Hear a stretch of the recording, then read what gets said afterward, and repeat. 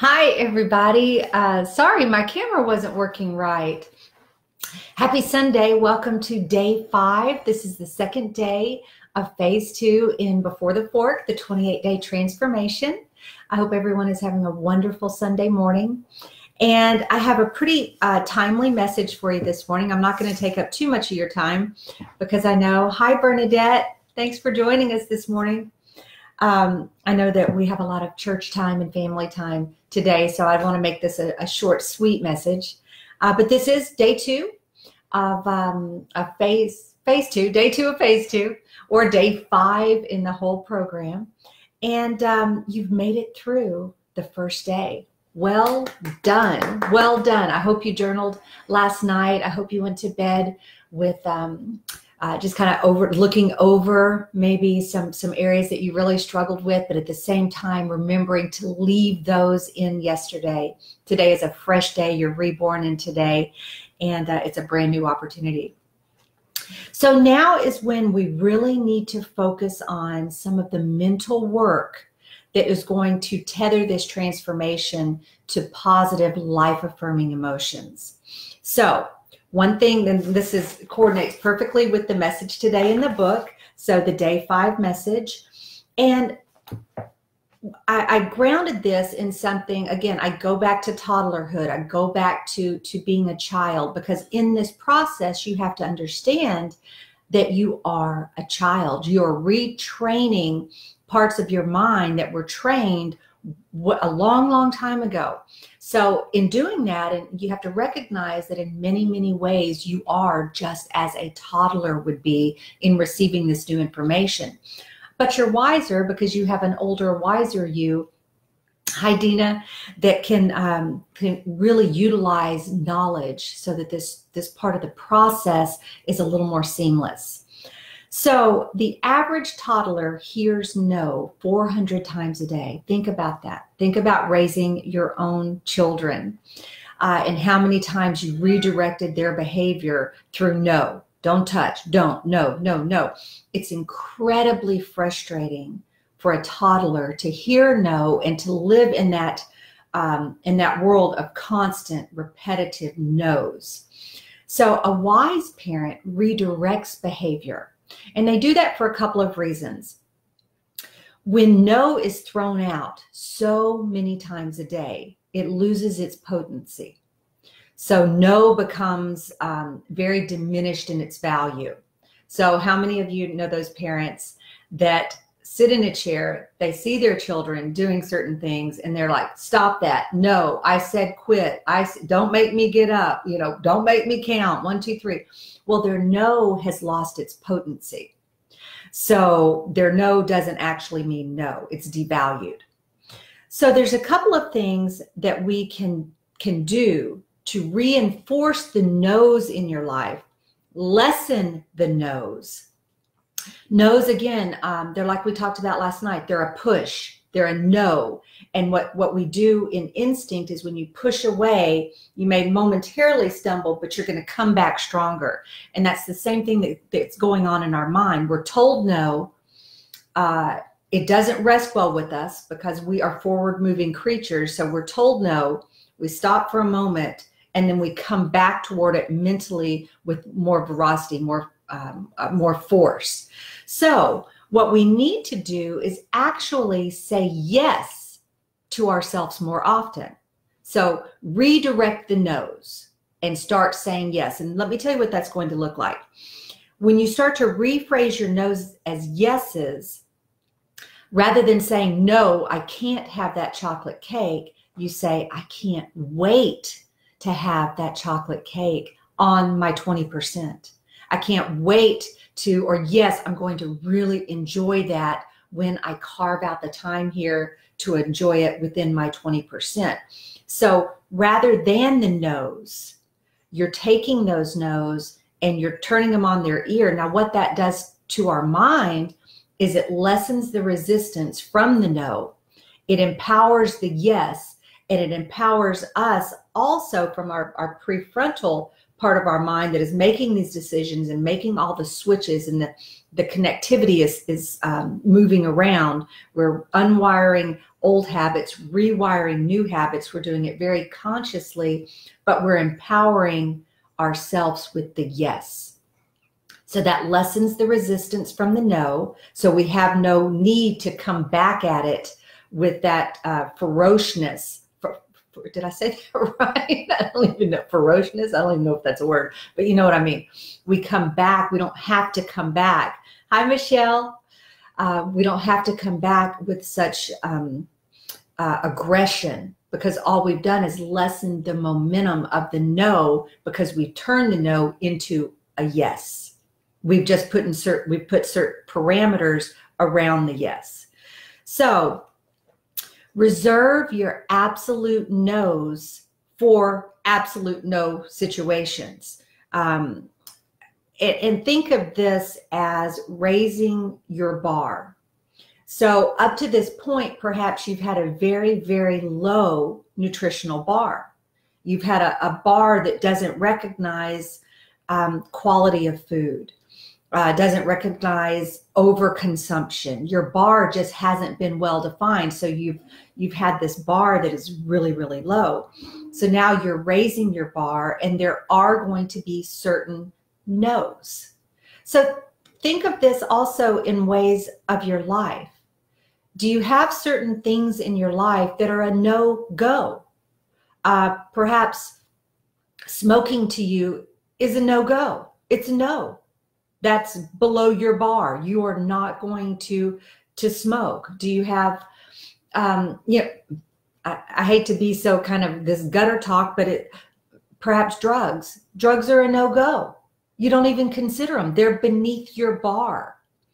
So you have to think about your nutrition a lot in the same way. You're raising your bar, and as a result, there's going to be certain things that are no-goes. You never sit there and struggle with some of the no-goes in your life that are below your bar, because you don't identify with them. So they're just no's, and you're good with that. So you're slowly raising your nutritional bar so that you're going to have some things under there that are no-goes. So reserve the no's, and they gain their potency back. When you draw the hard line, it's the hard line. Because you don't go through your day saying no to that, no to that, no to that, no to that, where you're diminishing the value of your no. You reserve the no's for things that are underneath your bar. Now, one thing that you're going to recognize when you start defining what your 20% is going to look like is you're going to begin to recognize that your 20% is coveted. It's special. It has meaning. So some of the superfluous foods that just kind of found their way into your life, but they really have no value. They're not delicious. They have no memories built around them. They're just junk foods that found their way into your life. Those are going to now fall below your bar.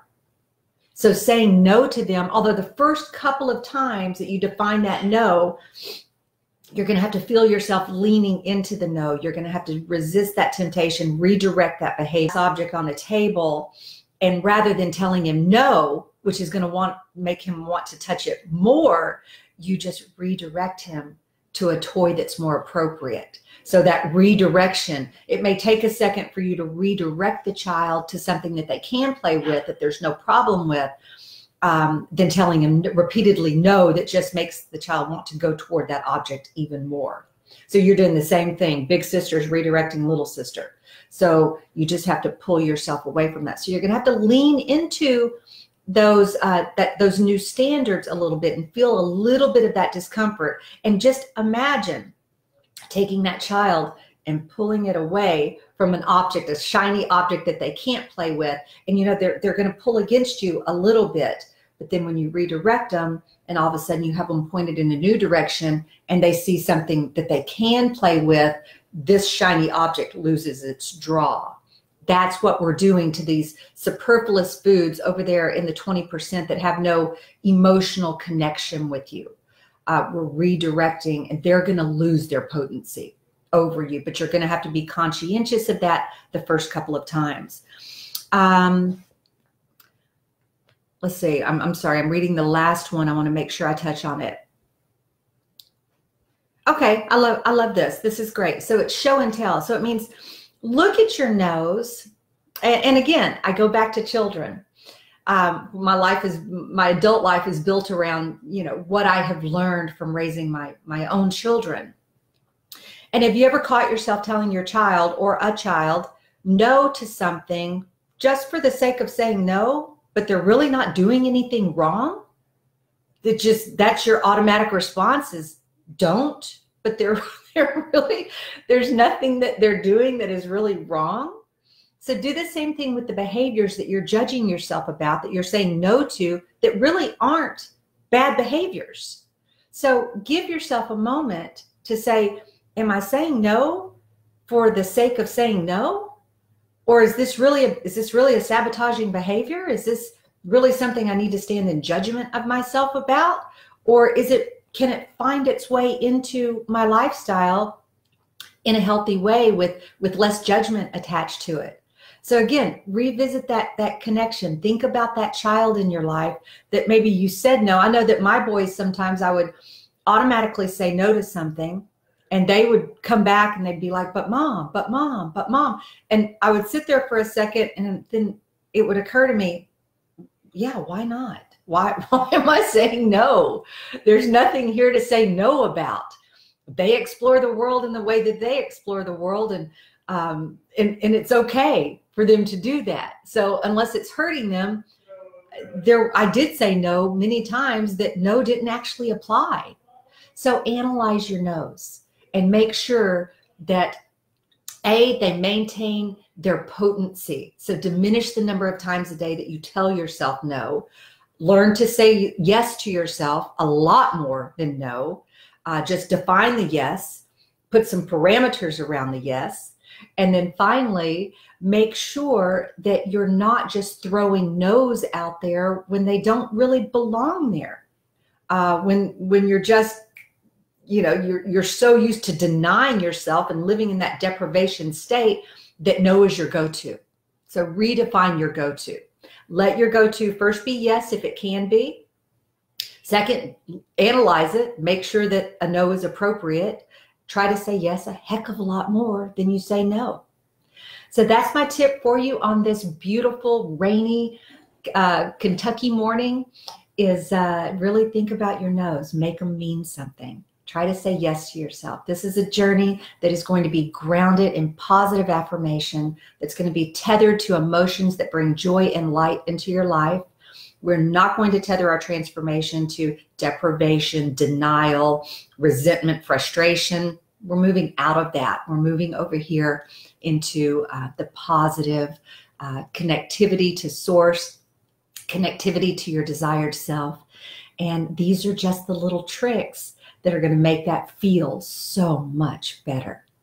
So you guys have a wonderful, blessed Sunday. I'm going to visit with you tonight. We're going to see how you made it through your day. Today is a wonderful day to think about preparation for the week. Your success is going to be in the micro movements of your life. There's not one thing that is going to launch you into success. It's going to be a culmination of small micro movements in your life, in your daily life. Preparation is everything. Have your freezer bags. Do your bulk cooking today. Carve out your 20%. How's it going to fit into your week? Is it once? Is it twice? Is it the daily? Know which one of the three 80-20 lifestyle rules are you going with? Maintenance, slow and steady, or rapid results? Know that, identify it. Be prepared for your week. Today is your day. If you get into your week and you didn't prepare, it's on you. So you'll know better to do next time. So take today, carve out a couple hours for your meal prep. I know that Kelly and I are getting ready to go to the grocery store. We're going to do some meal prep for the week. It's one of the wonderful things about her visiting here when she comes for a nice long visit is that we enjoy nutrition together. So we're going to be doing the 80-20 together the whole time that she's here, and I'm thrilled about that. So we're going to go to the grocery store and do some bulk cooking this afternoon. So y'all have a super successful day. I'll be thinking about you. I'll be praying for you. And if you have any questions, post them right here. And of course, I will answer them. Until then, I'll see you tonight. Have a wonderful day.